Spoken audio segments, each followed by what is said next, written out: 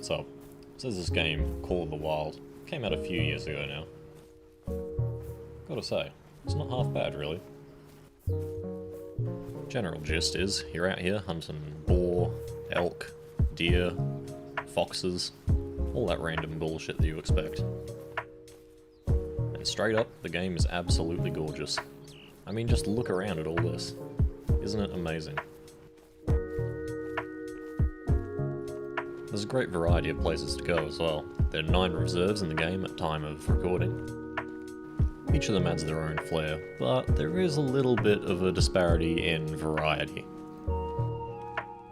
One common complaint with the game is that a lot of the reserves have effectively the same prey animals. Deer, boar, and something like a fox or a lynx is a general thing that you'll find on most maps. Now this on its own wouldn't really be a big issue, but the big thing is that there actually isn't much other than that. One thing that I've noticed in the community is that there's a desire for more variety in their animals. They want different types of prey to hunt. They are, however, adding new ways to hunt. They've added in a hunting dog, for instance, recently, which is by far one of the best additions to the game. The dog does come as a paid DLC, however, which is about $3.50 in my region, depends on where you are. The dog will level up with you, and you can train him effectively, putting him on tracking missions so he tracks your prey, whether you've shot it or you're trying to find something that you want to shoot. You can also reward him with biscuits, as you saw just before. Now, in regards to main parts of the game, the gunplay feels very nice. I have to say, it feels weighty, it feels like it packs a punch. It's not like a first-person shooter in the traditional sense where you have something like, say, Battlefield or COD. It doesn't feel floaty like that. In terms of the hunting itself, the prey can start to get a little bit repetitive. You start to see the same AI over and over again, and it feels like you're hunting basically just the same thing. With 9 reserves, you'd really want to see a bit more variety in the animals.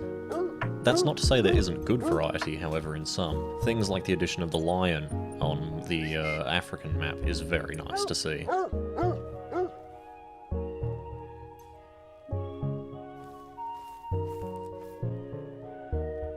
Blackback, perfect. Fancier blackback tenderloin served with a zucchini medley paired with a 2013 Cabernet Franc is going to be signature meal for Parque Fernando.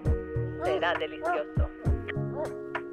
Now, I don't know if everyone had this complaint with the game, but I do find that the park's overseers, or whatever you want to call them, aren't the best. They talk far too much, and they sort of just butt in when you're trying to just enjoy a chill session of hunting. The Hunter isn't a game where you would expect a good voice actor or a good, character, really. You're here to hunt, you're not looking for that sort of thing. And I feel like them going for this was probably a bad move, honestly. Animal AI can be a bit of a mixed bag, really. You'll find that sometimes animals will be hyper-vigilant, and even if they're not rated to be hyper-vigilant. And other times you'll see something like a moose just walk right on top of you. Overall, however, hunting those animals, even with the small downsides that I've mentioned, it's still very fun. Sound design, other than the incessant yammering of the park rangers, is quite good.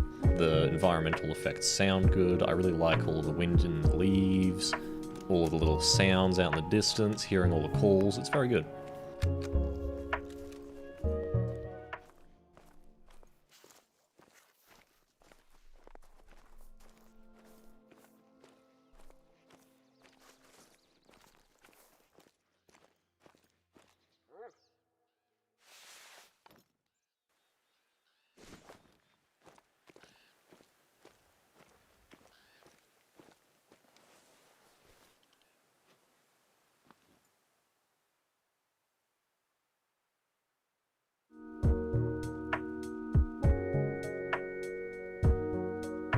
Now, in my own personal experience, there's something that is kind of a cheesy way to farm points. You go to Medved Tiger, and there's the large iced-over lake.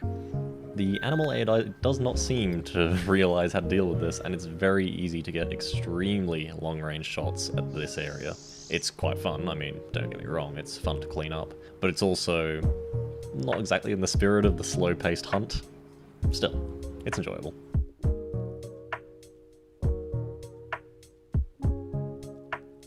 All of these following clips were recorded within roughly 10 minutes of each other, and the animals just kept coming back, so they obviously weren't reacting to the hunting pressure of the area.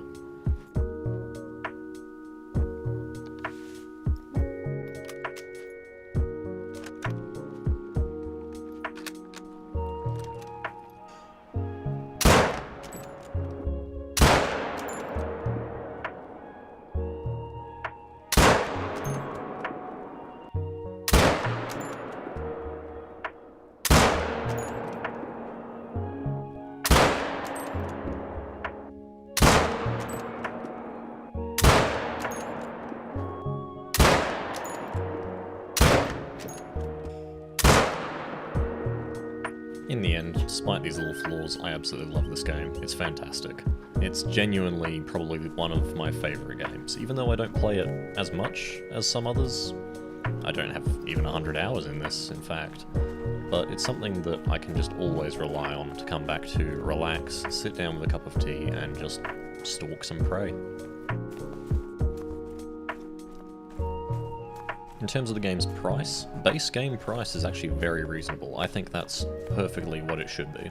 Cost of all the DLC gets a little bit up there.